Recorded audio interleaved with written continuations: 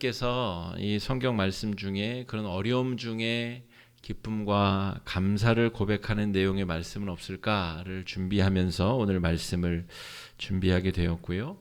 슬픔과 고통과 암울한 현실 가운데서 우리가 하나님께 감사로 나아가야 될 이유들을 말씀 가운데 또한 발견할 수 있게 되기를 바랍니다. 로마서 12장 15절에는 너희가 즐거워하는 자들과 함께 즐거워하고 우는 자들과 함께 울라라고 하는 말씀을 권면의 말씀으로 주셨습니다.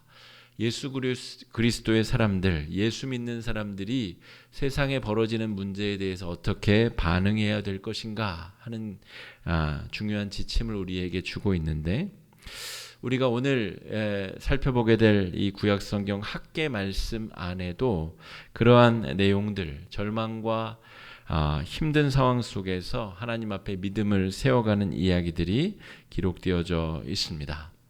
오늘 본문의 상황은 바벨론의 포로 생활을 마치고 새벽에 살펴보고 있는 예레미야 말씀은 유다가 멸망하기 이전의 내용이라면, 오늘 학개서의 말씀은 나라는 이미 멸망했고 유다 성전이, 예루살렘 성전이 무너진 이후에 약 50년이 지나서 이제 하나님께서 고향으로 돌아가게 해주신 귀환 자들이 예루살렘에 도착한 상황입니다.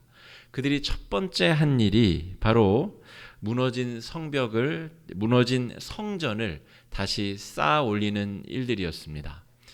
무너진 성전을 다시 회복하여서 그들이 가장 먼저 성전 신앙을 회복하고 하나님 앞에 바로 서기 위한 노력들을 계속 기울였습니다. 그러나 성전을 세우기 원하는 그들의 노력들은 쉽게 잘 이루어지지 않았습니다.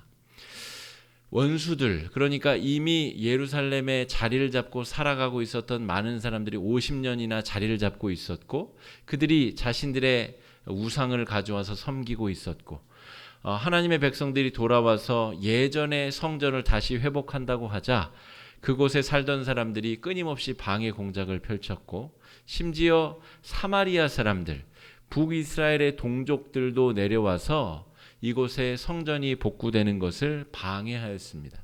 그래서 무려 16년간이나 성전이 복구되는 것이 지체가 되고 지연이 되게 되었습니다.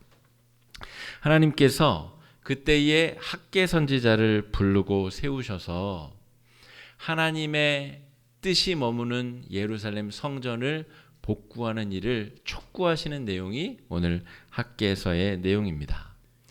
2022년 우리 추수감사 주일도 비슷한 상황 가운데서 드려지는 것 같습니다. 코로나가 끝날 듯 하면서 새로운 변이들이 계속 나타나고 매일 2만 명, 3만 명, 4만 명 계속해서 확진자들이 늘어났다 줄어났다 하면서 큰 어려움들을 겪고 있습니다. 경제학자들은 앞으로 우리에게 닥칠 경제적 어려움이 당분간 계속 지속될 것이다, 계속 어려워질 것이다, 불안한 전망들을 내려놓고 있습니다. 한국교회도 큰 위기와 어려움을 통과하였고 아직 그 고난의 한복판에 놓여져 있습니다. 온라인 예배가 시작되면서 많은 성도들이 이제 편하게 예배를 드리고 편하게 헌금하고 편하게 신앙생활하는 것에 굉장히 많이 익숙해졌습니다. 당회에서도 이 성전 신앙의 회복을 위해서 우리가 고민도 하고 대책도 마련해 보았는데, 그러려면 온라인 중계를 멈추어야 되는데 그러기가 쉽지 않다는 것이죠. 목회자인 저도 코로나에 걸렸었고 당회원들도 코로나에 걸려서 격리를 했었고, 그때 어떻게 예배 생활이 이루어질 수 있으려면 현장 예배와 온라인 예배가 병행될 수밖에 없는 그런 상황 속에서 교회를 오지 않고도 신앙생활할 수 있는 길이 너무나 활짝 열려버린 것이죠.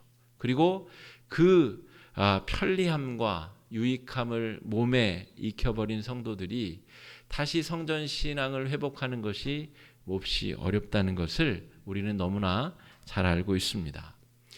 일제강점기에 일제가 신사참배를 강요하고 신앙생활을 박해하던 때에는 오히려 신앙을 지키기가 쉬웠을지 모릅니다. 그러나 예수 믿기 편리해진 세상, 신앙을 잃어버리고 놓쳐버린 세상 속에서 우리는 오히려 더 쉽게 신앙의 근간을 놓쳐버리는 것은 아닌지 오늘 말씀 가운데서 다시 한번 감사의 조건들, 또 우리의 신앙의 현 주소를 다시 한번 찾게 됩니다. 하나님께서는 학개라고 하는 선지자를 세우셔서 이런 명령을 하십니다. 학개야, 실패와 좌절 속에서 성전을 다시 세우기를 놓쳐버리고 잃어버린 이 하나님의 백성들에게 경종을 울려라.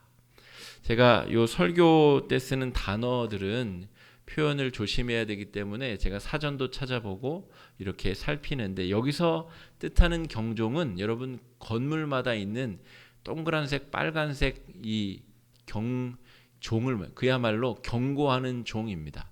여러분 건물에 이 화재 시험하고 화재 연습하느라고 경종을 한번 울리면 어떤 일이 벌어지나요?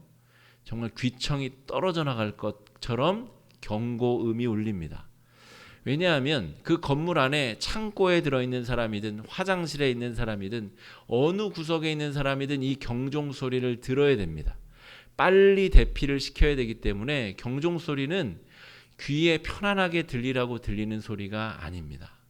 시끄럽고 아주 거칠게 울려 퍼져서 정신을 바짝 차리고 다시금 일어나도록 외치는 소리가 경종인데, 하나님께서 학개 선지자를 불러 세우셔서 성전 재건이 16년간이나 멈춰버린 이 시대를 향하여서 경종을 울려라 라고 사명을 주셨다는 것이죠. 3절 말씀 우리 한번 같이 읽어보겠습니다. 3절입니다. 시작. 너희 가운데에 남아있는 자 중에서 이 성전에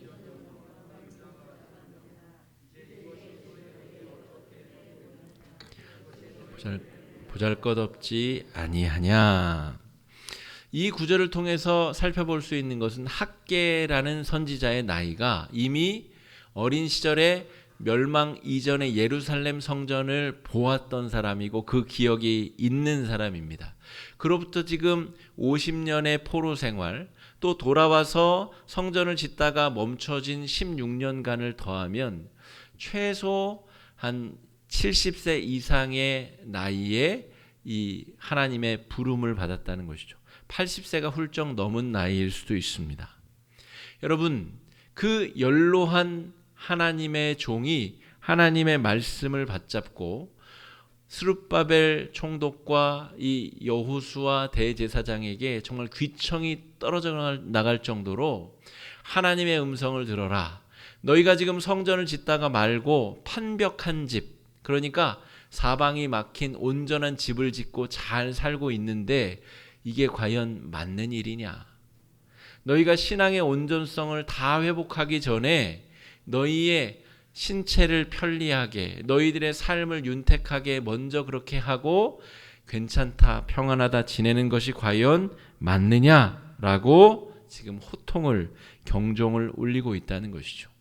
어린 시절 예루살렘의 성전을 기억하는 노년의 학개 선지자가 너희가 지금 지으려고 하는 이 성전이 비록 보잘것없어 보이지만 이 성전이야말로 너희들의 영성이 바로 시작되는 믿음의 기초이자 이곳에서부터 회복과 온전함이 이루어져야 된다라고 외치고 있습니다. 여러분, 학개 선지자가 어렸을 때 보았었던 제1성전, 그것은 다윗 왕이 건축 재료를 준비하고 그 아들 솔로몬 대왕이 성전을 건축하였으므로 그 크기와 규모와 화려함이 엄청났었던 성전입니다. 그런데 그것이 다 무너지고 이제 복귀한 자들이 성전을 짓다가 방해 공작에 이끌려서 멈춰섰다가 16년간이나 폐허 상태로 되어 있었던 성전을 다시 지으려고 하니 얼마나 보잘것없이 보였겠어요. 그런데 학개 선지자의 생각은 달랐다는 것이죠. 이 보잘것없어 보이는 성전 외형이 중요한 것이 아니라 이 성전을 중요하게 여기고 성전을 중심으로 너희의 삶을 펼쳐가기 원하는 마음의 태도를 하나님께서 원하고 계신다. 그러므로 굳건하게 너희의 마음을 붙들어라. 4절 말씀 우리 한번 같이 읽어보겠습니다. 4절입니다. 시작. 그러나 여호와가 이르노라. 스룹바벨아 스스로 굳세게 할지어다. 여호사닥의 아들 대제사장 여호수아야 스스로 굳세게 할지어다. 여호와의 말이니라. 이 땅 모든 백성아 스스로 굳세게 하여 일할지어다. 내가 너희와 함께 하노라. 만군의 여호와의 말이니라. 이 말이 저는 목회자인 저에게 하나님께서 경종을 정말 귀청이 떨어져라 외치시는 소리처럼 들렸습니다. 야, 이제 코로나, 이제 교회는 끝났다.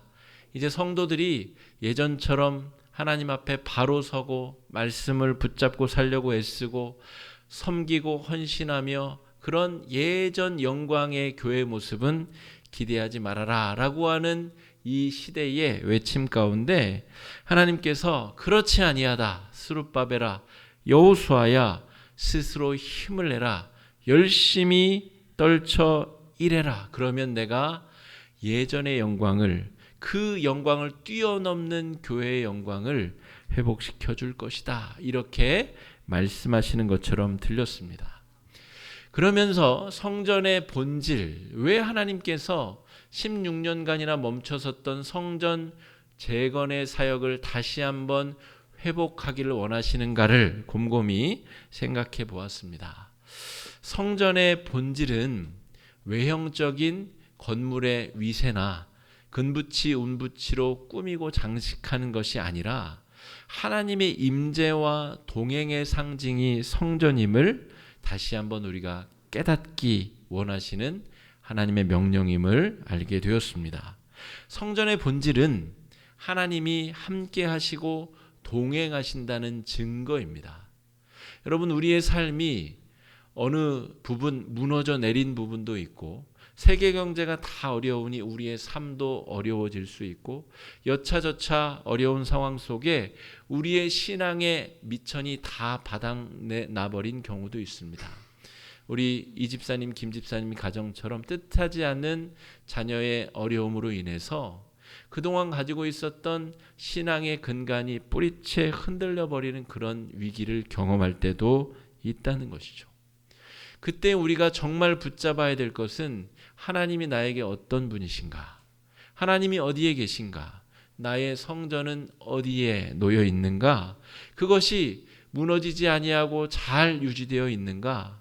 우리 신앙으로부터 우리의 삶의 근간을 다시금 쌓아가는 것이 감사의 조건이자 감사의 전제 조건이다라고 말할 수가 있겠습니다. 여러분, 8절 말씀을 보면 은도 내 것이요 금도 내 것이니라 만군의 여호와의 말이니라 라고 하나님께서 말씀하십니다. 그럼 성전 재건에 필요한 것은 은금이 아닙니다. 사람의 노동력이 아니라는 것이죠. 그들이 성전부터 세우고자 하는 간절한 마음이 있는가 하는 것이죠. 우리의 삶이 고통과 어려움으로 점점점 와해되고 무너져 내리는 것처럼 보일 때에 우리에게 필요한 것은 은금이 아니라 성전을 먼저 짓고 성전 중심으로 내 신앙이 온전해지기 원하는 신실한 믿음, 신실한 마음이 먼저 선행되어져야 된다 하는 것이죠. 여러분, 우리가 살아가는 세상은 감사할 일보다는 원망과 불평할 일이 훨씬 많은 세상입니다. 많은 우리 정보들이 우리에게 쏟아져 들어오기 때문인 것 같기도 합니다.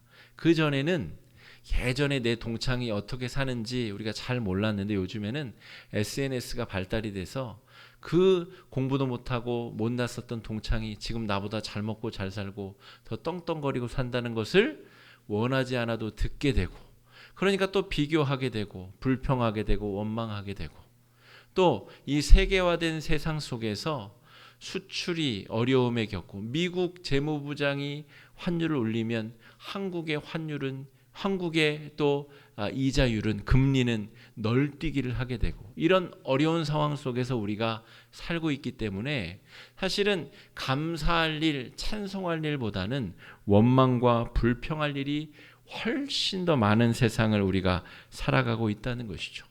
이때 우리가 어떻게 마음을 지키고 살 수 있을 것이냐. 오늘 학개 선지자를 통해 하나님께서 가장 먼저 해야 될 일은 성전을 다시 세우는 일이다. 여러분, 그 성전에서 뭘 할까요? 하나님의 임재를 경험하고 하나님의 살아계심을 경험하고 하나님께 우리의 억울한 마음을 토로하고 하나님께 기도 제목을 아뢰는 일, 하나님을 만나는 일이 그 성전에서 벌어진다는 것이죠. 그것이 우리가 해야 될 일입니다. 학개가 울린 경종이 감사를 잃어버린 내 마음에, 우리 교회에, 우리의 삶의 자리에 울려 퍼져야 될 것입니다. 우리 9절 말씀, 더 놀라운 하나님의 약속의 말씀이 기록되어져 있습니다. 9절입니다. 시작. 이 성전의 나중 영광이 이전 영광보다 크리라. 만군의 여호와의 말이니라. 내가 이곳에 평강을 주리라. 만군의 여호와의 말이니라. 지금 스룹바벨 총독이 다시 중건하고 있는 성전을 교회사에서는 제2성전이라고 부릅니다. 이 제2성전을 나중에 예수님이 탄생하실 때의 그 헤롯 대왕이 유대인들의 환심을 얻기 위해서 많은 돈을 들여서 화려하게 중건하게 되죠.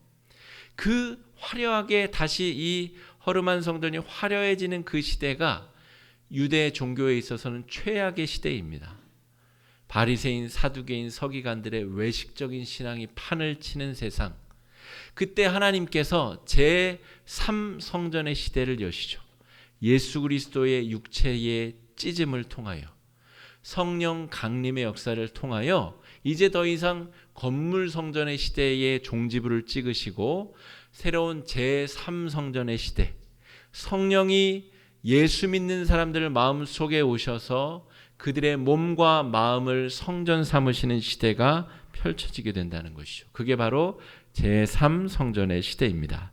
우리 고린도전서 3장 16절 말씀 한번 읽어보겠습니다. 너희는 너희가 하나님의 성전인 것과 하나님의 성령이 너희 안에 계시는 것을 알지 못하느냐. 그러므로 여러분 9절 말씀에 이 성전의 나중 영광이 이전 영광보다 클 것이다 라고 하는 말씀, 우리 안에 살아계신 성령께서 이미 우리를 성전으로 만드셨다는 것이죠.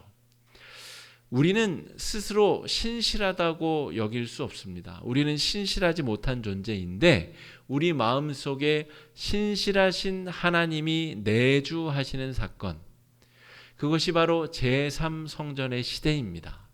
성령께서 우리 안에 내주하시며 우리가 성전 되게 하시고 성전으로 살게 하신다 하는 것이죠. 여러분, 그래서 감사는 감사할 수 없을 때에 우리 안에 살아계신 성령님께 드리는 것이 진짜 감사입니다. 감사할 일이 넘쳐날 때에 고마워하고 감사하는 것은 누구라도 할 수 있는 일이죠. 감사의 조건이 충족되지 않았을 때 미리 감사할 수 있는 것, 그것이 감사의 전제 조건입니다. 저는 우리 아이, 하나님이 정말 그 아이도 어렵게 우리 가정에 주셨는데 그 아이를 통해서 하나님의 사랑을 너무나 깊이 경험할 때가 많습니다. 이제 8살이 돼서 말을 안 들을 때가 많거든요. 자신의 내적인 욕망과 해야 될 일들, 규범들 사이에서 갈등할 그럴 때입니다. 아이의 엄마가 아이가 원하는 것을 다 주지 않습니다. 제가 가만히 보면 절대 다 주지 않아요. 점점 그런 일들이 늘어나겠죠. 그런데 저는 객관적으로 아이의 엄마가 아이를 위해서 자신의 목숨도 내어줄 수 있다는 것도 잘 알고 있습니다. 그런데 왜 다 주지 않을까?